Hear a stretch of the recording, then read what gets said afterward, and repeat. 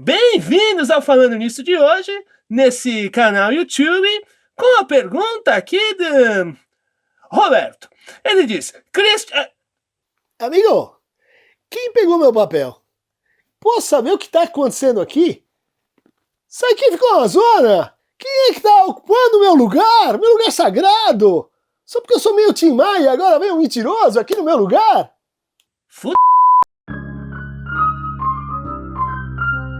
Oi, gente, então convidando vocês para o nosso curso Caminhos da Psicopatologia, onde a gente vai refazer um pouco o percurso. É uma proposta assim, histórica de reconstrução e desconstrução do DSM em comparação com a diagnóstica psicanalítica, mas também psicológica, mas também neurológica, de forma a mostrar os cruzamentos e entroncamentos e desencontros dentro desses caminhos que formam a psicopatologia, de uma posição crítica, né, em relação às suas epistemologias e ontologias. Então, quem quiser mais informações sobre o curso, acesse o link aqui na descrição. Agora sim, gente, sem manipulação, sem verdadeiro selfie, sem o boneco ventríloco, vamos iniciar nosso Falando Nisso de hoje, nesse canal YouTube, com uma pergunta de Eicha. Engraçado que uma das coisas que não virou transtorno foi o excesso de controle de manipulação de comportamentos. Manipulação, né? Pessoa que acha que você é um boneco ventríloco, que ela imita você, e daí ela fica, enfim, produzindo efeitos aí de mimesis, de cópia, né? Aí, let's list. Professor Christian, como lidar com pacientes manipuladores que se utilizam do suicídio como instrumento para controle do terapeuta? Tá? Essa é uma situação realmente não tão incomum assim, né? Yerud. Olá, professor. Gostaria de saber como identificar um paciente manipulador. Obrigado, Cláudia Vilaça. Então, gente, vamos começar lembrando que a manipulação, né, aquela pessoa muito manipuladora, não é um termo conceitual, não é um termo técnico. A gente, às vezes, se usa para se referir a um paciente, ao funcionamento de alguém, mas ele não tem densidade, não tem verticalidade epistemológica ou psicopatológica, né?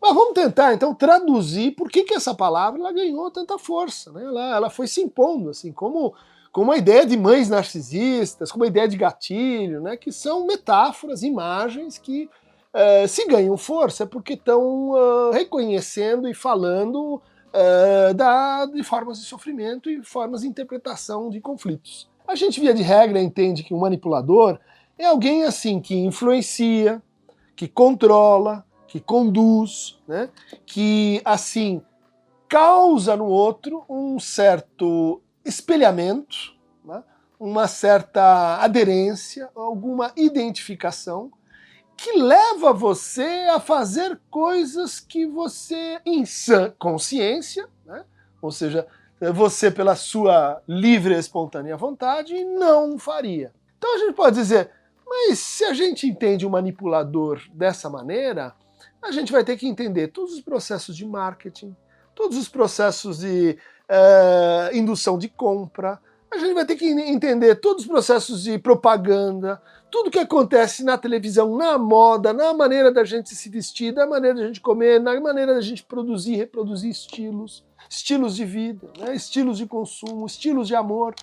Ou seja, a influenciação é a arte que a gente pode dizer assim, compatível com essa profissão delirante, que é aquela que depende de como os outros te veem. Se tudo depende de como os outros te veem, a tarefa é como manipular, né, como induzir o outro a te perceber de uma determinada maneira. A questão é que isso, vamos dizer assim, está na estrutura, no chassi neural do narcisismo de todos nós, né?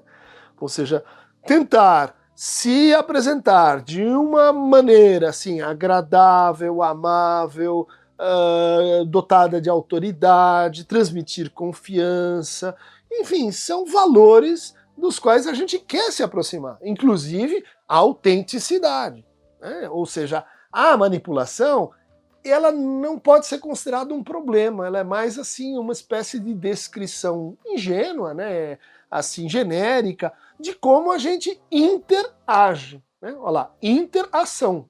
Quando você interage, você está fazendo o outro agir com você e você agir com o outro numa espécie de troca, né? Quando a gente fala de afetos, a gente vai dizer assim, uma certa regulação de afetos, né? Você fica mais nervoso, eu posso ficar mais calmo, eu posso ficar mais nervoso, o que vai te levar a ficar mais nervoso ainda. Ou seja, é como se fosse um jogral, um dueto, né? Um cantar junto com o outro, que a gente faz sem se dar conta. A gente manipula o outro e a gente se manipula, forçando movimentos, exagerando afetos. Pô, eu tô contente de ver. Não, eu tô super contente de te ver. É uma mentira? Não, porque eu realmente estou contente.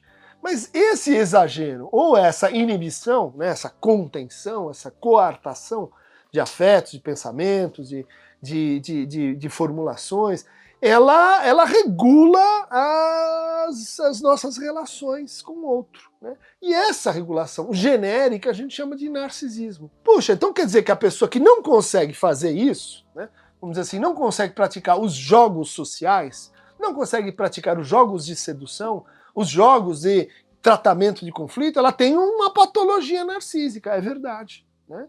Tem pessoas que têm grande dificuldade de interpretar os sentimentos do outro.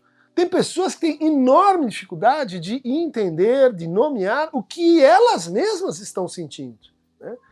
Bom, quando isso acontece, né, o que acontece? Você se torna mais uma presa mais fácil para que o outro te manipule. Por exemplo, vamos imaginar alguém que está muito orientado para agradar os outros, né?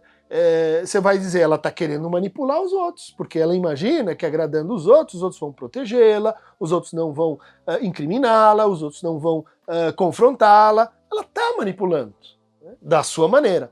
Só que ela se coloca numa posição, vamos dizer assim, frágil, para que ou do outro lado apareça alguém que diz assim, ah é? Então se você quer me agradar, me passa aqui algum dinheiro. Ah, se você quer me agradar, me obedeça. Ah, se você quer me agradar, então faça isso que te contraria. Ou seja, você tem um sistema onde as diferentes estratégias de manipulação estão numa espécie de concorrência. E você tem aqueles que estão mais assim ágeis nessa prática, né? E aqueles que são um pouco mais débeis nessa prática. E a gente vai dizer assim, olha, esses que não são tão astuciosos, são aquelas pessoas que a gente diz, ou ela tem uma ingenuidade que eu gosto, ela tem uma autenticidade que eu gosto, ela tem uma debilidade que eu gosto, ela tem uma vulnerabilidade que eu gosto, né?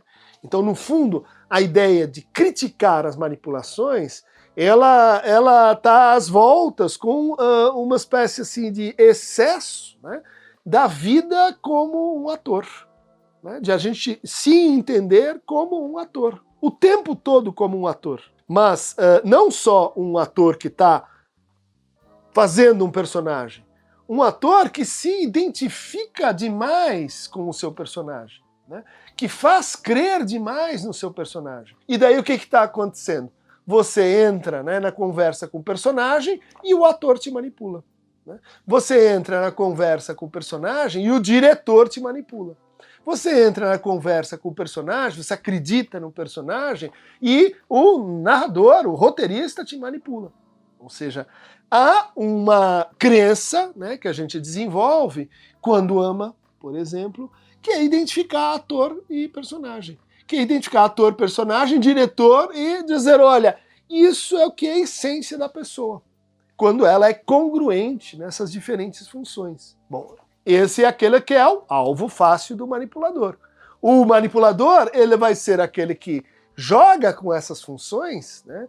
E como Diderot tem essa figura, né, para dizer o que é um bom ator. Um bom ator é um fantasma dentro de uma máquina. É aquele que fica como um boneco, sabe um boneco? Que você manipula, e que de repente aparece, né? E você diz assim, não, mas eu tô sendo falso, porque esse ventríloco não sou eu. Então, só que essa relação de briga com a nossa sombra é um exemplo, né, típico de quem está, às vezes, muito identificado com o seu personagem. Quando eles se separam, você entra numa espécie de colapso consigo mesmo. Quando alguém olha para você na perspectiva que você não gosta, que você não quer, você se irrita, você reage agressivamente. Por quê? Porque você imagina que assim como você manipula o outro, você tem controle total sobre a sua imagem. Tá? Então aí a gente vai começar a entrar no sofrimento que o manipulador está assim, que está dominando o manipulador para que ele seja o manipulador. Ou seja, o sofrimento de se alienar nessa imagem, né? De se identificar demais com essa imagem, de não poder ser percebido num lugar diferente do que você se percebe. Daí aparece lá o boneco, ele diz, eu não sou isso. Aparece uma outra perspectiva, eu não sou aquilo. Não, eu não posso ser esta pessoa que tá, esse ângulo meu que está aparecendo, e eu repudio em mim. Ou seja, são pessoas, no fundo, que parecem ser mestres, mas são escravas de si. Né? São escravas da própria imagem. E eu não me permito ir naquela situação. Por quê? Porque meu brinco não está perfeito na imagem que eu imagino que eu devia ter. Não, porque o meu cabelo não está ok, porque minha camisa não combina. Olha só, são todas elas, né? Questões de ajustamento de como é que está o teu personagem, como é que está o teu personagem na cena, como é que está o teu personagem em relação a outros personagens. Se você não cumpre, né, aquele roteiro imaginário que você tem, você se imagina assim muito fragilizado. Ou seja, você tem um problema para escutar e lidar com as alteridades que nos habitam, né, com os ângulos, né, que todos nós temos. Dizer, não, eu não tenho ângulo sádico, tem. Eu não tenho ângulo nenhum masoquista, tem. Eu não tenho ângulo nenhum narcisista, tem. Eu não tenho ângulo nenhum racista, tem. Eu não tenho ângulo nenhum misógino, tem. Mas então, todas as patologias me habitam? Se você for assim, minimamente, né, capaz de se reconhecer e não de se manipular, você vai ver tudo isso em você. Você quer mostrar isso para o outro? Tem gente que usa isso para manipular o outro. Né? Se apresenta como alguém que está sofrendo, ou então que tem essa vicissitude. Para o quê? Para ganhar, né, adesão ao personagem. E depois, em geral, né, instrumentalizar o outro. Aí tem uma versão para o que significa manipular. Né? Instrumentalizar significa tomar o outro como meio e não como fim. Né? Eu estou usando você para chegar em algum lugar. E como é que eu uso você? Eu faço você aderir àquele personagem que eu invento para me acasalar, para convencer, para fazer com que você me ame, sem que eu, de fato, esteja ali onde você me vê. Então, o manipulador, ele cria estados emocionais, ele é um bom ator. Né? Ele é, né, o fantasma dentro da máquina, aquele que opera o títere, ele que mexe no ventríloco, que mexe no boneco, né? Punch and Judy, né? É um jogo de bonecos que você encontra em todos os parques da Inglaterra, né? E que fala justamente de uma agressividade entre gêneros, né? Punch and Judy, um homem e uma mulher, e eles estão sempre se batendo. E a gente ri porque a gente vê o nosso teatro de manipulação ali. O manipulador, que a gente chama de manipulador, ele tem uma instrumentalização, né? Que tem por efeito basicamente o seguinte, né? E aí está sempre a posição, vamos dizer assim, do carrasco voluntário, né? A posição que leva, vamos dizer assim, o neurótico a uma certa burrice neurótica, né? Que leva o neurótico a, vamos dizer assim, adorar ser manipulado, né? Que é o deslocamento da responsabilidade. Depois que você toma um golpe, né, de um manipulador, o que você tem a dizer sobre isso, para se defender? Você diz assim, você me fez fazer isso. E o manipulador diz, não, foi você que fez. O manipulador que chega e diz, não, olha, eu tô com um problema, preciso do seu dinheiro, vou me dar aqui que eu vou te dar um dinheiro a mais, porque eu ganhei na loteria, e eu vou te entregar, me passa o telefone. O que ele fez? Ele pegou o seu desejo de enriquecer facilmente, né? Disse, eu vou te levar para esse desejo, desde que você se submeta a mim. E aí a burrice neurótica diz, claro, meu paps, claro, meu ídolo, claro, você me ama, então se você me ama, nada vai me acontecer. E o deslocamento da responsabilidade termina o golpe e a pessoa fica com raiva de si mesma. Porque ela diz assim, olha, no fundo fui eu que me deixei enganar. Por que a gente se deixa enganar? Por que a gente gosta de se deixar manipular? porque a manipulação nos isenta, né, da responsabilidade, da consequência pelos nossos atos. No fundo, o manipulador, ele joga com isso. Ter responsabilidade com o seu desejo é caro, né, é difícil, envolve perdas. Né? Um manipulador, ele diz, eu faço isso por você. Dizer, claro, te entrego, me entrego, eu faço o que você pedir. Então você faz e daí você se dana. Né? Porque a pessoa controla a cena, né, como alguns dizem, relacional. Ela te leva para o palco. E ali no palco, né, não é assim que os golpes funcionam, você está sendo enganado, venha para cá urgentemente, faça alguma coisa. Você é levado para um cenário, está no meio de uma peça e não percebe. Daí começa um outro elemento muito importante, né, para a nossa época, do manipulador. Ele pega a verdade e ele muda a verdade de lugar. Ele pega um fato e ele joga aquele fato que é verdadeiro num contexto de mentira. Né? É possível só dizer verdades, né, e construir uma enorme mentira. É assim que os ditadores funcionam.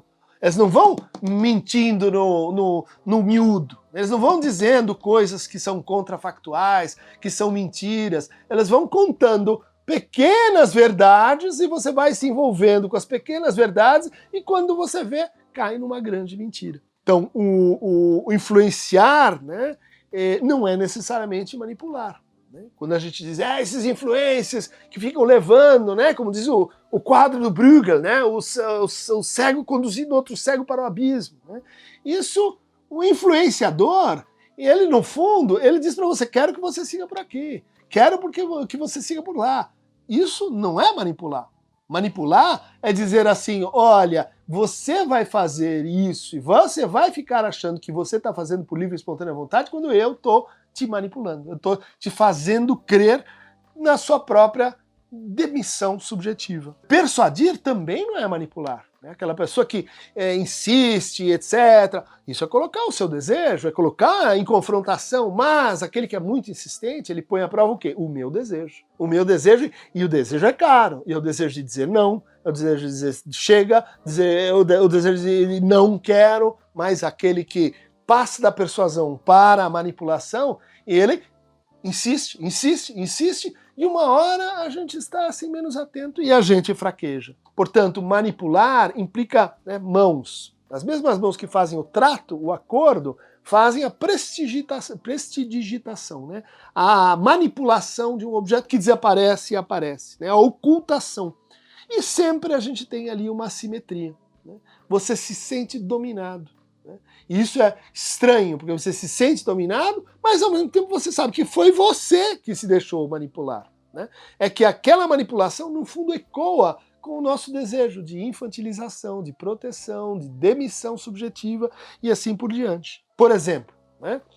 Se você não fizer isso que eu preciso que você faça, eu vou me matar. Eu vou bater a minha cabeça na parede. Eu vou me jogar do prédio. Você diz, puxa, eu tenho que fazer, ele me fez fazer isso, eu preciso, vamos dizer assim, obedecer ao outro. E aí a regra é clara, né? Isso tem 3 tipos, suborno, extorsão e assédio. Né? O manipulador é uma dessas 3, em geral. O suborno é assim, olha... me dá isso que eu te dou uma coisa muito maior, muito melhor. Pode ser a tua própria vida, né, a sua liberdade, etc. Mas eu tenho uma coisa que você precisa. Então, manipuladores, em geral, ele procura, né, produzir uma dependência no outro. Ou de dinheiro, ou de sexo, ou de amor, ou de proteção. E uma vez se posto nesse lugar, ele vai administrando o suborno. Tem que pagar aqui a sua dívida, tem que pagar aqui a tua prestação. Né? É um tipo de manipulação. A extorsão é um grau acima, né? Que é essa ideia de que, olha, eu vou tirar de você a força. Né? Por quê? Porque eu vou te envolver numa trama em que você vai se sentir tão desamparado, tão inútil, por isso, né, isso acontece em relações de gênero, o outro vai te diminuindo, o outro vai dizendo que você é um idiota, que você não é capaz, que você não consegue sozinho, e daí você começa a ter que, assim, pagar para para não ter o segredo revelado, para não ter uma coisa desagradável mostrada para todos. E finalmente a gente tem o assédio. Né? O assédio é quando a manipulação ela joga com o peso do palco, da estrutura. Eu sou seu chefe. Eu tenho algo que pode assim acabar com a sua carreira. Né? E ninguém vai acreditar em você. Veja, então, quando começa o suborno, presta atenção. Se você está numa extorsão, presta atenção, porque a solução é não pagar. Não pagar, por quê? Porque depois da primeira vem a segunda, depois da segunda vem a terceira. E à medida que você vai se envolvendo, você vai criando uma mentira que vai caindo sobre a sua cabeça e que vai te deixando mais e mais manipulado. Então, eu nunca disse isso, você entendeu errado. Era uma brincadeira. Eu falar isso, fiz esse comentário, mas era algo que não tinha a ver. Olha só, produzindo em você uma sensação de debilidade, de enlouquecimento, incerteza cognitiva, né? De que você está errado, não é o outro que está errado. Né? Isso é um exemplo, né, de manipulação. Você, cara, está querendo brigar comigo? Depois de tudo que eu fiz por você, você tem uma dívida simbólica comigo. Você me deve. Quando o começo da história é a pessoa tentando sair da manipulação, dizendo, escuta, agora você tem que me devolver o prêmio que você me prometeu, agora você tem que me dar aquilo que eu pedi, e aí o manipulador, ele, como todo mundo diz assim, ele inverte a situação. Por que mágica ele inverte a situação? Porque ele vai explorando, né, essa dissociação entre ator e personagem, e o outro, enquanto isso, vai se juntando. Ator e personagem vão virando uma coisa só. Né? Todo mundo acha que você está exagerando. Outra frase manipulativa. Né? O que ele está fazendo? Palco. Né? Primeiro lugar, palco. Né? Eu nunca disse isso depois de tudo que eu fiz. Né? Agora, a manipulação que está em todo mundo acha que você é idiota, todo mundo acha que você não presta, é o palco mais a plateia. O que é isso? É intimidação. É jogar com o outro. O outro que todos nós tememos. O outro que é esse olhar indeterminado, esse outro diante do qual todos os meus lados ruins, secretos, obscenos, eles vão aparecer. Então o que o manipulador faz? Ele diz, nós estamos vendo tudo. Resultado, você acaba sendo chantageado pelas suas próprias faltas, que existem, né, que estão lá. Mas é o outro que está manipulando isso contra você. Então, gente, vamos evitar assim, a manipulação narcísica, porque todas essas são figuras do narcisismo. Né? A ideia de resposta passivo-agressiva, por exemplo, a personalidade passivo-agressiva é um exemplo de uma manipulação. A birra da criança pequena, manipulação. Né? A pessoa que é assim, a primadona, que ela se acha, que ela se arroga, manipulação. A pessoa que é mimada, manipulação. Né? Spoiled child, se diz em inglês, né? Criança estragada. O que é a criança estragada? A criança que você vai ensinando para ela como é que ela manipula o adulto. Chorando, batendo a cabeça, dizendo eu não gosto de você. Ou seja, a gente se deixa manipular pelo quê? Pela demanda que a gente tem que o outro ame a gente. Né? Seja o adulto ou criança, seja criança ou adulto. Não se deixe manipular. Influencer, esse pessoal, tá todo mundo querendo te manipular. E você, tá querendo se deixar manipular? Né? Tá precisando ser manipulado? Né? Contrata um manipulador que você saiba que é aquele que você quer que ele te manipule. Né? Esteja ciente, né, das manipulações em que você se envolve, não se deixe qualquer aqueronta que chega por aí e vai de repente te fazer cair na história de uns e outros se passando por mim. Clique aqui e saiba mais.